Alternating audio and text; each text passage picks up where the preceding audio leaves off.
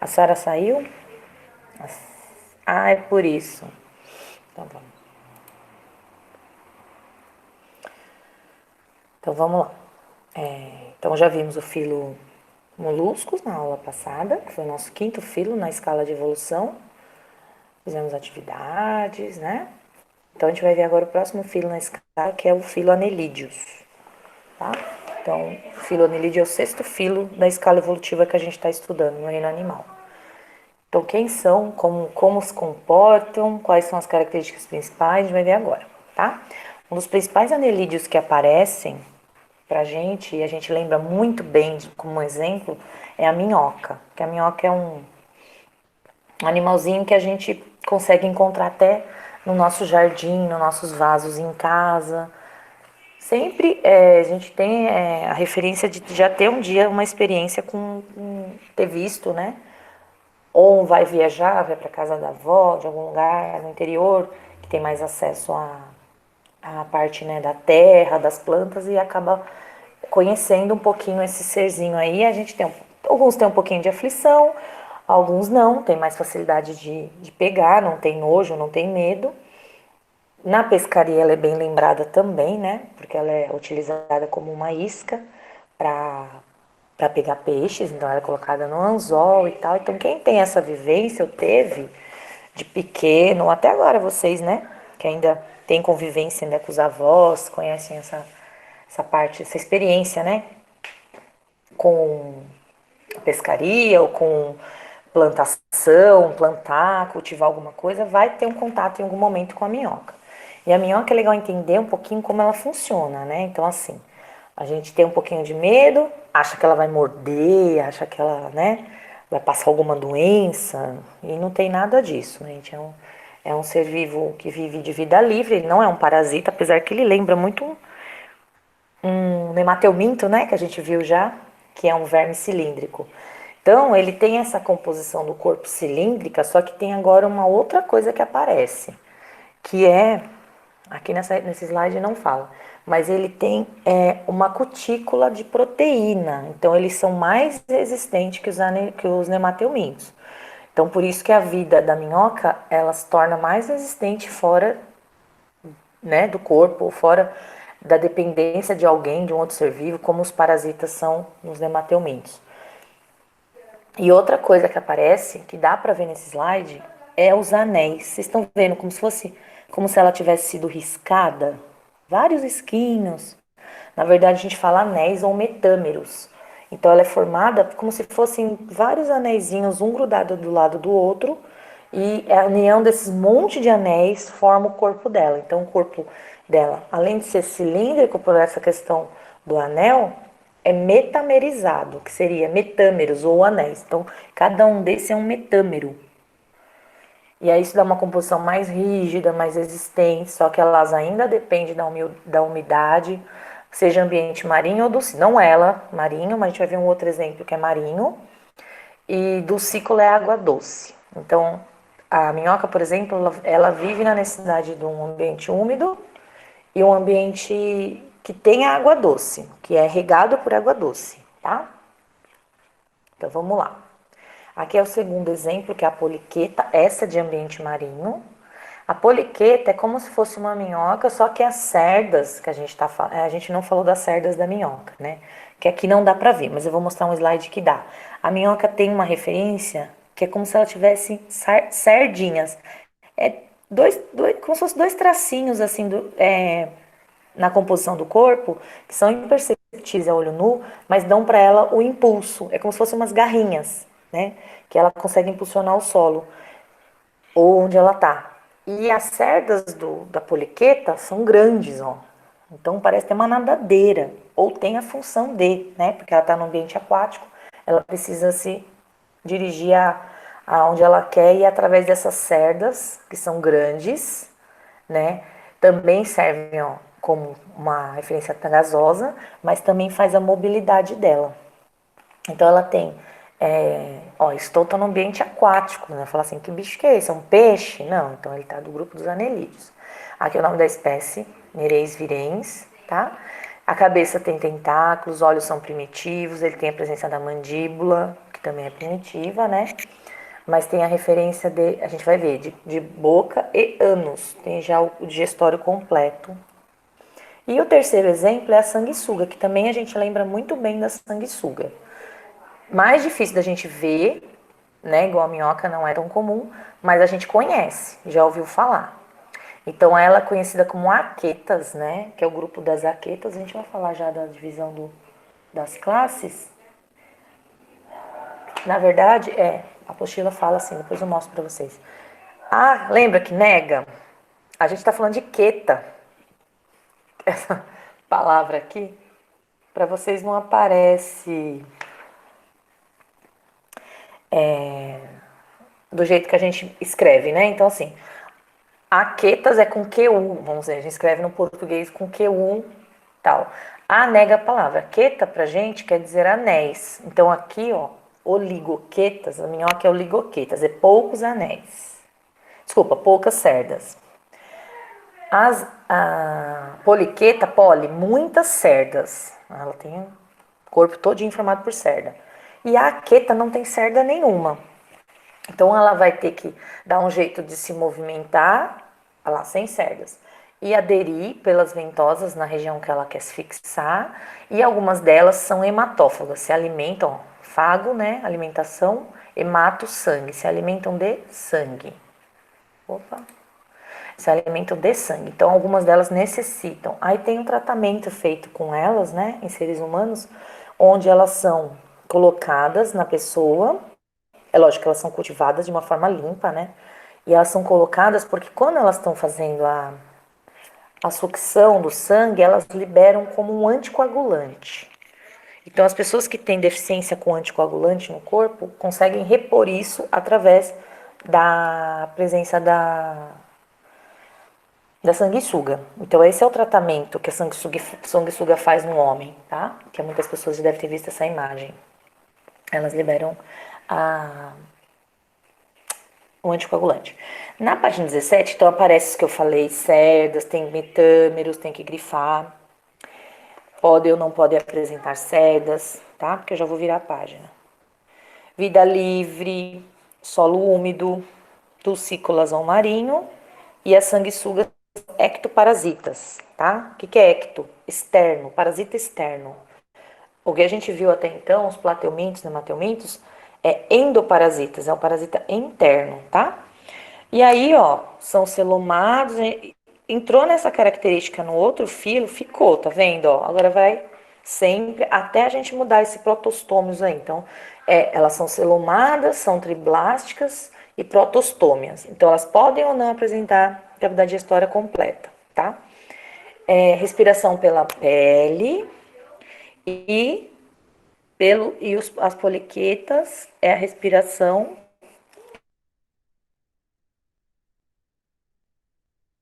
pelas cerdas, que a gente já viu. Virar a página. Página 18. Aí tem o desenho da minhoca, ó. Dá pra ver agora as cerdas no desenho da página. Depois eu mostro pra vocês. Vamos ver essa imagem aqui, aproveitar. Então a gente já falou que esse líquido é afinalado nas extremidades, então tem poucas cerdas no corpo inteiro, mas elas têm uma referência de boca e ânus. Tem uma parte que aqui ficou meio feio, mas tem uma parte chamada clitelo. É um anelzinho branco que a gente vê na minhoca. Vocês já viram? Às vezes um anelzinho branco. Quer dizer que a minhoca está adulta, então ela já tem capacidade de reprodução. Então ela está adulta, vamos dizer assim.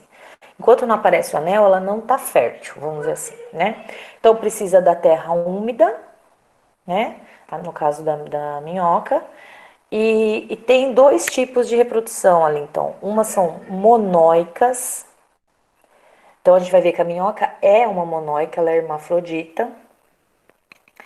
E a poliqueta, se eu não me engano, é dioica, tá? A gente já vai ver depois. Ó, essa imagem tá igualzinha da apostila, porque esse slide mesmo é do positivo, né? Então, ó, olha aqui as cerdas que eu falei pra vocês, que a gente não vê. É como as garrinhas que vão ajudar a minhoca a dar um impulso, ó. Aqui nessa imagem, ó, aparecem uns pontinhos minúsculos. Então, ela, na formação do corpo, ela tem essas sardinhas, que vai dar aquele impulsinho que ela consegue fazer no chão ou no solo ou na terra. tá? Então ela tem a boca, tem referência de esôfago, um papo, uma moela, onde ela vai amolecer o alimento, moer, que a moela tem uma formação de moer, como se fosse um estômago mecânico. E depois ela tem uma referência do intestino. Ó o clitelo aqui, ó, aquele anelzinho que eu falei, né? Ela tem pregas diferenciadas no intestino chamadas tiflossole. Deve ter isso para vocês na apostila. Quando tem pregas, quer dizer que aumenta a superfície intestinal dela. Então, quanto mais intestino, mais ela absorve, mais ela se desenvolve, mais ela cresce, tá? Então, isso deu referência para ela conseguir desenvolver uma absorção melhor dos nutrientes. Olha o celoma aqui, ó. Tá vendo? Tá bem clarinho, roxo claro. Lembra que o celoma é um lugar que pode abrigar líquidos e dar espaço para estruturas importantes? Olha aqui que apareceu. Esse rosinha aqui é uma estrutura que a gente vai ver que tem a ver com a excreção dela. Ela pode excretar, né? Então, a gente vai ver que são os nefrídeos, é uns rins primitivos, tá? Ela tem um tipo de musculatura, por isso que ela consegue se mover tão bem. A cutícula, como eu falei, é um material proteico resistente, então dá a ela uma capa, uma proteção melhor, perda de líquido, mas mesmo assim ela ainda precisa ficar no ambiente úmido, tá? Ó, aqui mostrou então o nefrídeo, que é a referência de renal, vamos dizer assim, né? De excreção, aí aparecem poros aqui, ó, onde vai sair a excreção dessa região, que é um lugar que abriga líquido celomático, lembra? Então, o que não é interessante vai para fora. Ela tem vasos, então, ó, tá vendo? Vasinhos, ela tem uma circulação. Isso aqui, esses aqui são 5 vasos mais gordinhos, mais largos, que a gente fala que a minhoca tem 5 coração. Vocês já viram falar? Na verdade, são esses arcos aórticos, são mais vasos mais largos que conseguem impulsionar e ajudar a minhoca na circulação. Então a gente fala que são os arcos aórticos, tá? Ela tem uma referência nervosa, então ela tem capacidade de sentir o calor, sentir onde ela está, né? Para fuga ou para conseguir se alimentar, tá bom? Que é a referência do cordão nervoso que aparece aqui, tá? Então tem um vaso, ó, superior e um inferior, tá? Então tem um dorso no dorso do corpo e um no ventre do corpo dela. Olha que interessante, aqui é a parte da reprodução dela, que eu falei que ela é hermafrodita. Ela é hermafrodita. Então quer dizer que ela tem o sexo masculino e feminino dentro do mesmo corpo. Lembra, monóica, mono, um corpo, uma casa, tem que colocar os dois sexos lá dentro. As duas gametas lá dentro. Então ela é assim, é monóica. Ela tem os dois sexos dentro. Como que ela faz? Ela tem um canal vaginal e tem um canal, como um canal vaginal, desculpa, um orifício genital masculino e um orifício genital feminino. Só que ela não pode se autofecundar. Então o espermatozoide dela não vai entrar nela mesma. Ela gruda em outra minhoca e aí ela faz essa troca. O espermatozoide de uma, ó, tá vendo? Tá mostrando aqui, ó, o espermatozoide de uma entra na outra, o espermatozoide da outra entra na uma, por outro orifíciozinho aqui, tá? Então a ideia é que elas conseguem fazer essa troca que chama fecundação cruzada, que se a gente fosse ver é um X, ó, cruza, faz um X. Quando desenvolve esses indivíduos, né, esses jovens bebezinhos minhoca, ela consegue abrigá-los dentro do que o clitelo vai produzir. O clitelo vai produzir uma bolsa que vai guardar essas minhoquinhas. Quando a gente fala de desenvolvimento direto, quer dizer que forma mini minhoquinhas, se desenvolve diretamente. Então não é formar fases, ovo, larva, pulpa, essas coisas. Isso é um desenvolvimento indireto. É igual a borboleta, ela faz um desenvolvimento indireto. Indiretamente vai chegar na borboleta. Então uma borboleta filhote, né, um embrião, vai formar fases e indiretamente vai chegar na borboleta adulta. Quando a gente fala de desenvolvimento direto, é o contrário. Já nasce com o formato do adulto, já nasce pronto com o formato do adulto, porém pequeno, que é o caso da minhoca, tá? E a gente vai ver que é indireto nas poliquetas, então ela passa por fases, no caso da poliqueta, E a poliqueta também, a gente vai ver que elas têm a referência dioica, elas têm o macho e a fêmea, tá? E aí apresenta até uma larva e tal. Vamos ver então como é. Ó, o casulo, então ela engravidou, vamos dizer assim. O casulo vai percorrer por fora do corpo da minhoca e vai cair no solo. E aí em 28 dias, 29 dias já tem minhoquinhas aqui. Várias pode ter, né? Então pode ter um número variado e alcançar essa condição dela crescer de novo, criar essa representação de novo, que diz que ela é adulta, que é o clitelo, e aí ela tem condições de reprodução e de novo fazer novos bebezinhos minhocas. Aí elas aqui, ó, tá? Então, a minhoca ela é bem falada, podem ver pelos slides, porque é uma referência mais marcante. Ela, além disso, ela é uma decompositora de material orgânico do solo. Então, se a gente conseguir abrigar um minhocário em casa com terra, e de preferência terra ruim, bem ruim. Quanto mais ruim é melhor. Por quê? O que acontece com a minhoca? E aí você coloca resíduos orgânicos, né? Então coloca casca de alimentos, casca de frutas, casca de ovo, pó de café sem açúcar. Todos esses materiais orgânicos na terra vão se decompondo, assim, vão se desfalecendo, vão se desmanchando e vão virando nutrientes, né? Compostos é, e nutrientes, minerais diversos. E aí o que acontece? A minhoca, na intenção de comer, não o alimento em si grande, né? Mas absorver esses nutrientes, ela come a terra junto, ela não tem como separar o que é terra, o que é alimento. Então ela ingere a terra junto com o alimento. Quando ela vai ingerindo a terra vai passando dentro dela, ela absorve o que é interessante e o que não é, ela defeca, faz o cocôzinho dela, que é a terra em si, só que é uma terra úmida. Quando ela faz essa passagem da terra por dentro dela, ela umidifica a terra, ela libera substâncias como alguns tipos de bactérias que são da composição do metabolismo dela, algumas enzimas, ela libera um material dentro dessa terra que vai se tornar o humus. Então, o humus é a terra que passou por dentro da cavidade digestória da minhoca. E qual a importância disso? O humus, com essa composição, ela se torna rica, né, para as plantas. Então, ela se torna micronutrientes importantes para as plantas. Então, é legal usar o humus e vende humus, né?